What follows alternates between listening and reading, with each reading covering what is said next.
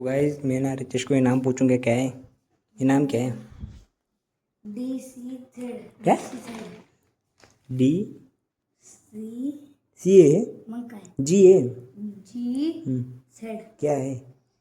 D G Z हाँ D और ये जी झेड और ये ओ हाँ सी हम्म ई हम्म जी जी कहाँ पे? कोणतं ये है ना ये ए एन। हाँ क्या हुआ?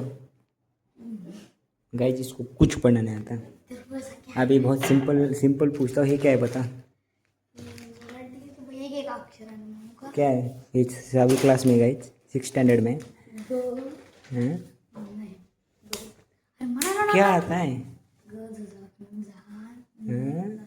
ना हाँ और गजानन क्या? गजानन हाँ तो गाइस इसके लिए एक लाइक और सब्सक्राइब इसने ना मतलब ये बराबर पेड़ा बहुत बढ़िया। गजानन बाबा हाँ